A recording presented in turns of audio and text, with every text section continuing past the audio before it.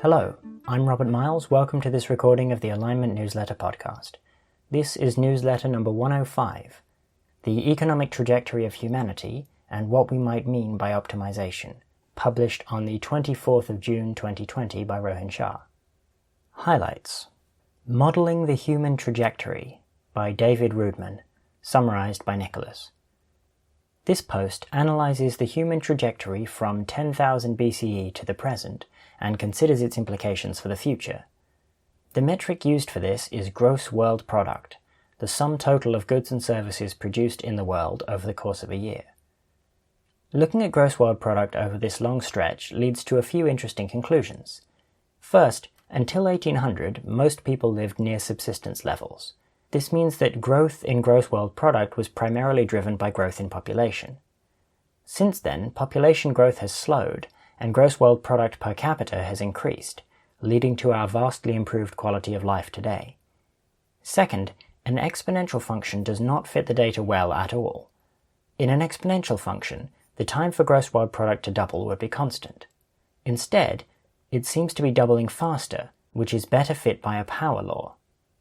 However, the conclusion of extrapolating this relationship forward is extremely rapid economic growth, approaching infinite gross world product as we near the year 2047.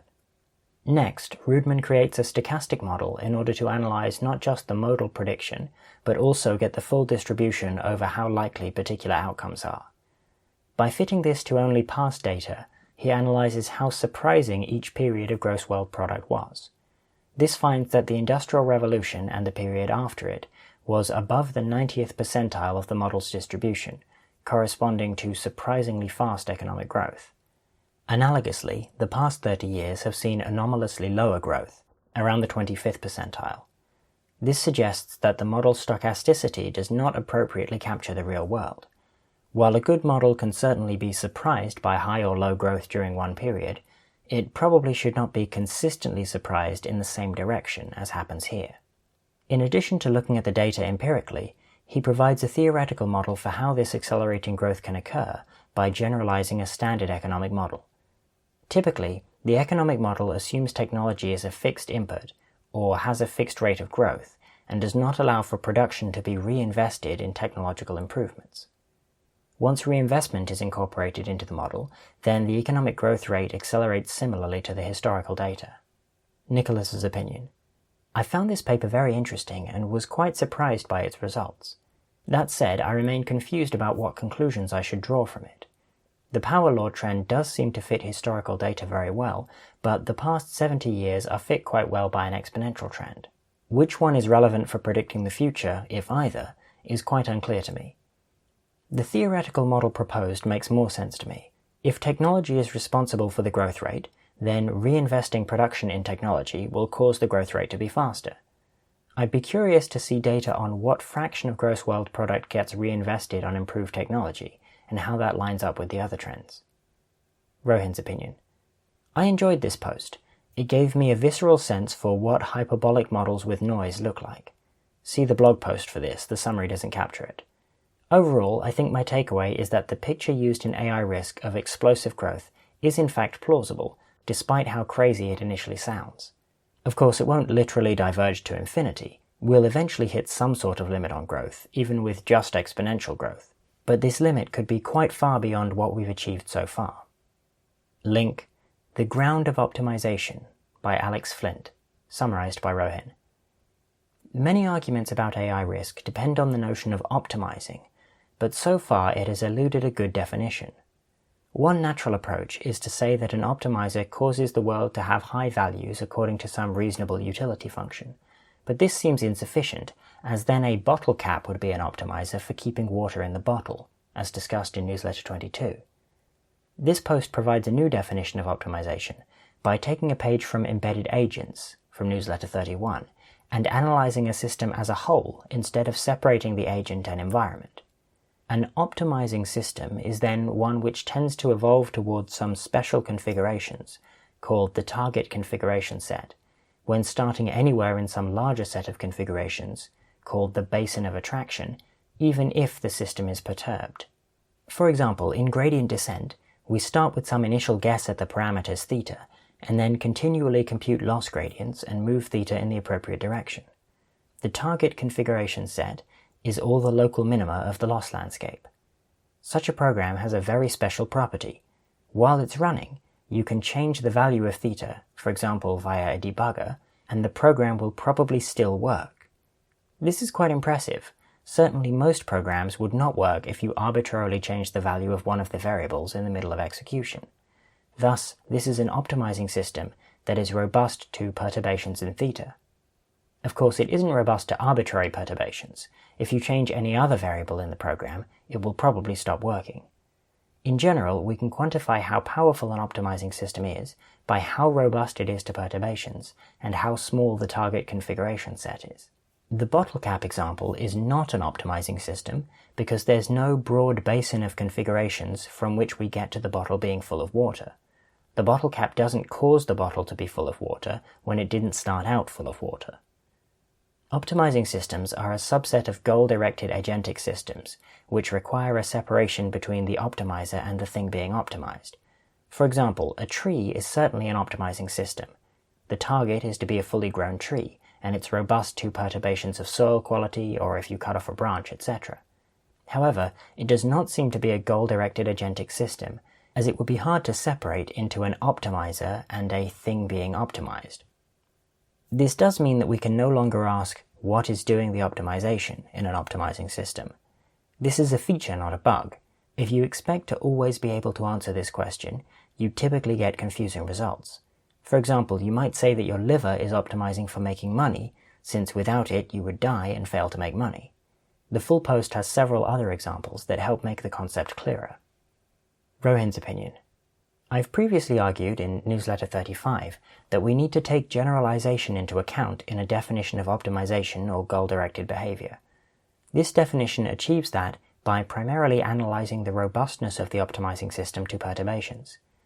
While this does rely on a notion of counterfactuals, it still seems significantly better than any previous attempt to ground optimization.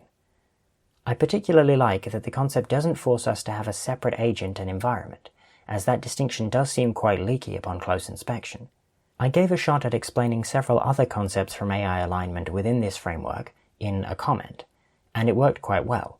In particular, a computer program is a goal-directed AI system if there is an environment such that adding the computer program to the environment transforms it into an optimizing system for some interesting target configuration states, with one caveat explained in the comment. Section Technical AI Alignment. Subsection Agent Foundations. Link Public Static. What is Abstraction? By John S. Wentworth, summarized by Rohin.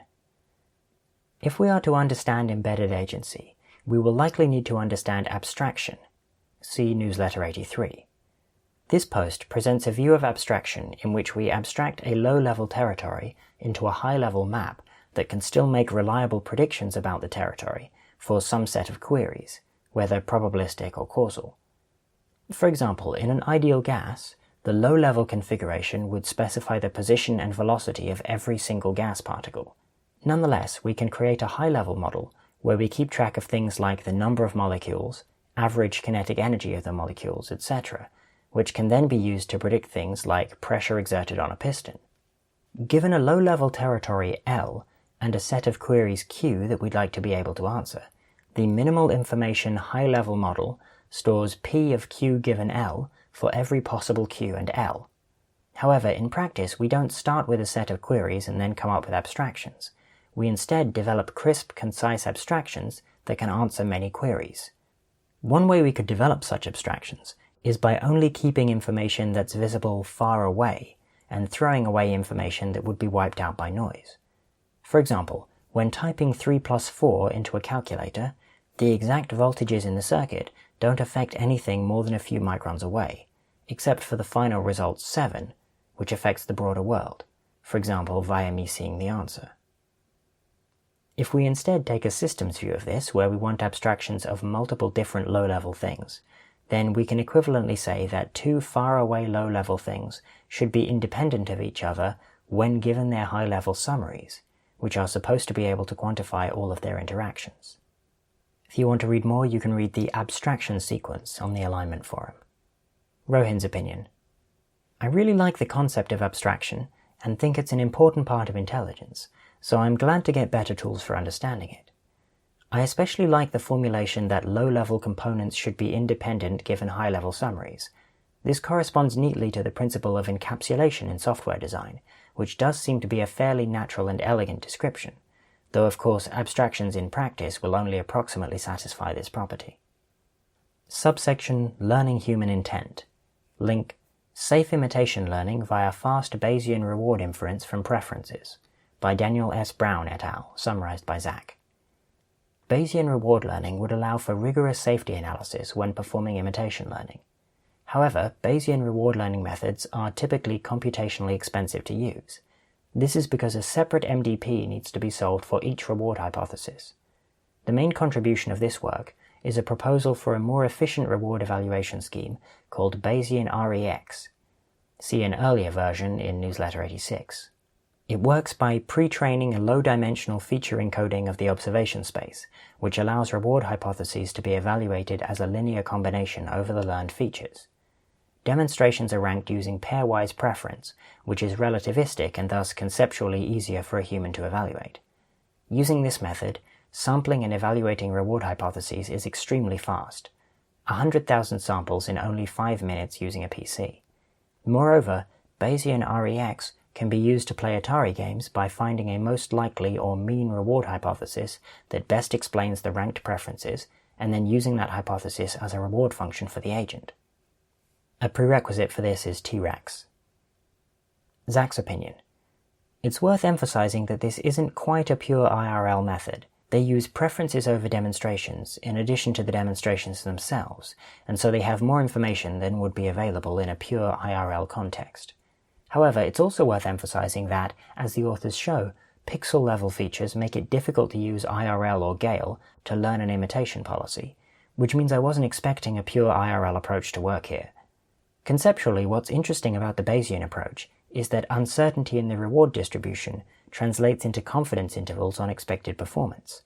This means that Bayesian Rex is fairly robust to direct attempts at reward hacking, due to the ability to directly measure overfitting to the reward function as high variance in the expected reward.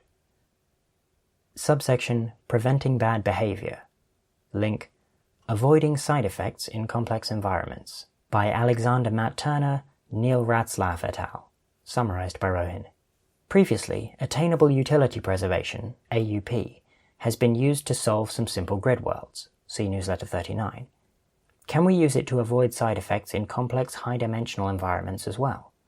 This paper shows that we can, at least in Safe Life, discussed in Newsletter 91. The method is simple. First, train a VAE on random rollouts in the environment, and use randomly generated linear functions of the VAE features as the auxiliary reward functions for the AUP penalty. The Q functions for these auxiliary reward functions can be learned using DeepRL algorithms. Then we can just do regular DeepRL using the specified reward and the AUP penalty.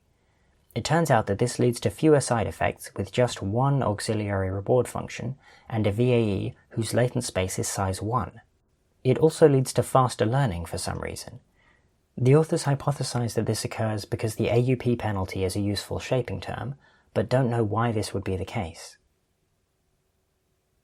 Subsection Forecasting. Link Reasons You Might Think Human-Level AI Soon is Unlikely by Asya Burgle, summarized by Rohin. There's a lot of disagreement about AI timelines that can be quite decision-relevant. In particular, if we were convinced that there was a less than 5% chance of AGI in the next 20 years, that could change the field's overall strategy significantly. For example, we might focus more on movement building, less on empirical research, and more on Miri's Agent Foundations research. This talk doesn't decisively answer this question, but discusses 3 different sources of evidence one might have for this position: the results of expert surveys, trends in compute, and arguments that current methods are insufficient for AGI. Expert surveys usually suggest a significantly higher than 5% chance of AGI in 20 years, but this is quite sensitive to the specific framing of the question, and so it's not clear how informative it is. If we instead ask experts what percentage of their field has been solved during their tenure and extrapolate to 100%, The extrapolations for junior researchers tend to be optimistic, decades, whereas those of senior researchers are pessimistic, centuries. Meanwhile, the amount spent on compute has been increasing rapidly, see newsletter number 7. At the estimated trend, it would hit $200 billion in 2022, which is within reach of large governments but would presumably have to slow down at that point, potentially causing overall AI progress to slow. Better price performance, how many flops you can buy per dollar, might compensate for this, but hasn't been growing at comparable rates historically. Another argument is that most of our effort is now going into deep learning, and methods that depend primarily on deep learning are insufficient for AGI, for example because they can't use human priors or can't do causal reasoning, etc. ASIA doesn't try to evaluate these arguments and so doesn't have a specific takeaway from them. Rohin's opinion. While there's a lot of uncertainty over timelines, I don't think under 5% chance of AGI in the next 20 years is very plausible. Claims of the form, neural nets are fundamentally incapable of X, are almost always false. Recurrent neural nets are Turing complete and so can encode arbitrary computation.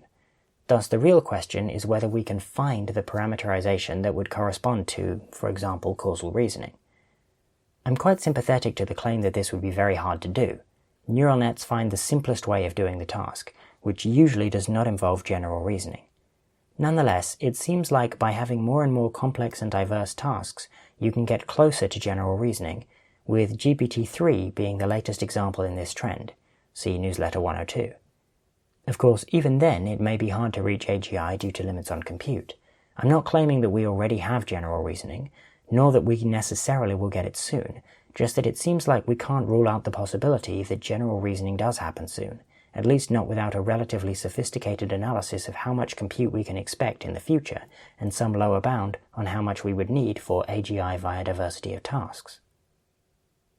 Link Relevant Pre-AGI Possibilities by Daniel Kokotayo, summarized by Rohin. This page lists 47 things that could plausibly happen before the development of AGI that could matter for AI safety or AI policy. You can also use the web page to generate a very simple trajectory for the future, as done in this scenario that Daniel wrote up, which is a link to a Google Doc. Rohin's opinion.